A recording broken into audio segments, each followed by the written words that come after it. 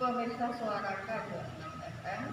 Pada siang hari ini saya sedang berada di Aula Kantor Desa Olean bersama dengan Bapak Yudis selaku Ketua Porderwis Desa Olean. Pada kesempatan kali ini kami sudah melaksanakan rapat koordinasi tentang pembentukan desa wisata Olean. Oke, ada beberapa pertanyaan yang ingin saya tanyakan sama Bapak Yudis. Ya, yang terkait dengan apa yang kita rapatkan tadi, juga tentang hal-hal yang lain yang bisa kita sampaikan supaya masyarakat juga tahu.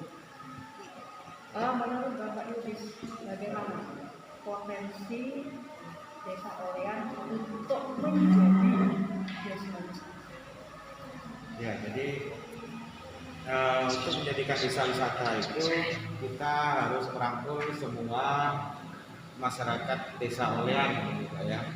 Jadi kalau kita membangun itu tidak bisa sendirian, tapi semua harapan saya bisa menjadi bagian dari desa wisata tersebut. Nah, ada potensi-potensi yang akan dibuat di Desa Olean ini, diantaranya satu, harapannya PG Olean menjadi the legend ya.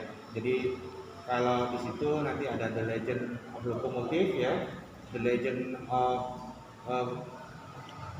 pabrik PG Olean, ada lagi the legend of Olean Konsen ya, begitu. Nah, itu juga merupakan potensi-potensi yang akan disampaikan dalam pembentukan desa wisata. Di samping itu kita juga ada namanya the legend of Mojopahit, the river, itu ada sungainya gitu. Nah, itu juga kita sudah ada. Namun potensi ini masih belum tergali, ya, belum terpublikasi secara luas. Pasti ini yang baru mau dicanangkan ya, ya, titik-titik atau spot-spot yang mau dijadikan.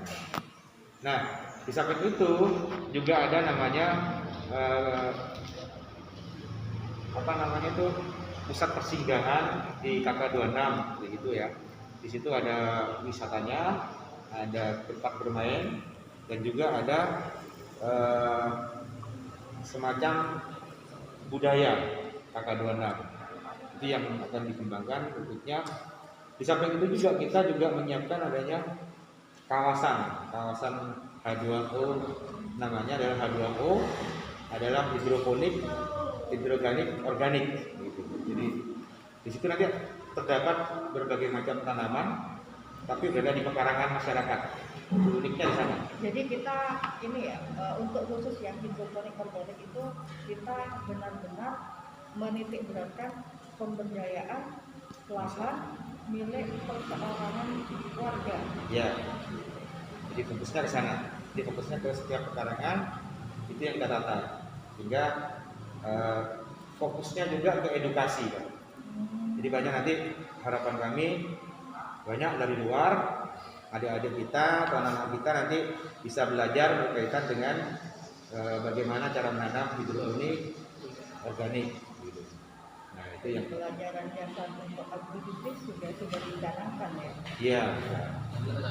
Bolehkah kita sebut Desa Olean atau Desa Wisata Olean ini sebagai kompleks desa wisata terpadu dan inklusif, jadi ramah anak, ramah lingkungan.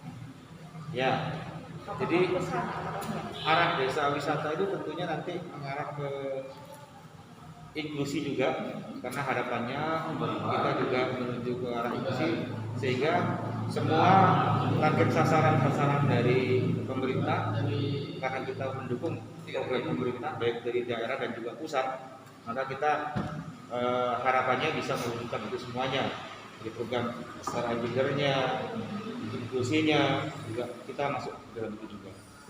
Termasuk peningkatan pemuda dan olahraganya gitu. Itu harapan yang kedepannya. Untuk yang baru mau dicanangkan sudah Pak Yudis jelaskan ya. Bagaimana dengan spot-spot atau destinasi wisata yang sudah ada sebelum ada rencana untuk dikembangkan lagi atau bagaimana? Seperti makam sejarah di Raden Sono, ada KK26, ada beberapa yang lainnya. Ya, jadi kita tetap yang sudah ada kita tetap pertahankan Mbak, untuk dimaksimalkan. Namun kita juga tidak menutup diri untuk mengembangkan yang masih belum ada. Gitu. Jadi yang sudah ada tetap kita pertahankan. Bagaimana caranya di saat pandemi ini kita masih tetap semangat membangun ekonomi, khususnya di pariwisata dan ekonomi kreatifnya warga. Gitu. Oke, Desa Orian itu terkenal atau ikonik sekali dengan KK26. Dan kita tahu ya, kita nggak bisa pungkiri beberapa waktu terakhir ini seperti KK26 seperti semakin tenggelam. Kalau boleh tahu, apa kira-kira langkah yang akan dilakukan oleh kelompok atau Pokjamis yang dipimpin oleh Pak Yudis dan juga selaku pemangku otoritas ya Desa Orian, apa yang akan dilakukan untuk sekarang Kenik 26 ini? Ya, kami sebagai kelompok pariwisata mengusulkan kepada kepala desa untuk membuka kepada investor luar atau perkumpulan lainnya untuk membangun bagaimana KK26 atau wisata yang sudah ada itu tetap terbangun ya. Tentunya nanti kita akan berusaha kerjasama dengan Persatuan Asosiasi Petani Milenial. Nah, sehingga teman-teman yang tidak memiliki lahan bisa memanfaatkan lahan di sana. Itu yang menurut saya. Itu contohnya. Bisa untuk lain-lainnya juga, investasi lain juga bisa. Berarti tetap ada langkah untuk revitalisasi ya? Ya. Ya. Kenapa ditanyakan? Karena yang kita tahu KK26 ini sudah termasuk dalam agenda tahunan Kabupaten Situbondo di sektor pariwisata, yaitu sekitar bulan Juni kalau tidak salah itu biasanya digelar festival KK26. Jadi itu agendanya agenda kabupaten ya, bukan agenda desa lagi. Jadi skalanya bukan desa, tapi ini skalanya di kabupaten. Kalau tahun sebelumnya di bulan November itu kita jadikan agenda tahunan desa. Tapi sejak tahun ini, tahun 2021, agendanya sudah berubah, tidak lagi di bulan November tapi di bulan Juni, tanggal 26 rencananya. Nah, itu atraksinya misalnya seperti yang tahun kemarin kita juga membuat ada acara festival Lanang Doma, ada gerbek burjo, ada juga uji-ujian, dan juga menunjukkan pameran kuliner serta ikraf di sana, Mbak. Pokoknya potensi-potensi yang ada itu kita tampilkan ini.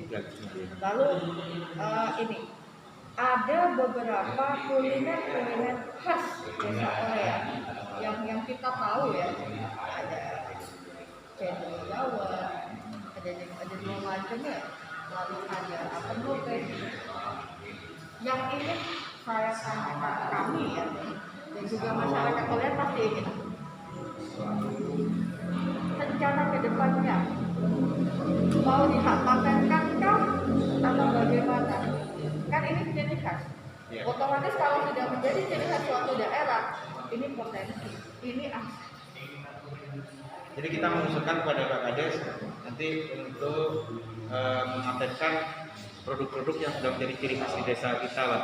Contohnya kita ada kopi jeruk purut, ada juga cendol dawet ya, ada juga cendol ireng, ya terus masuk diantaranya itu makanan-makanan semacam kalau perizinan-perizinannya juga kita menyiapkan gitu Pak.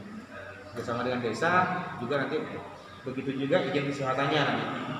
Kita akan menggali itu semua sehingga produk-produk di Desa Orian ini layak untuk dikembangkan ke tingkat yang lebih tinggi gitu. Itu harapannya.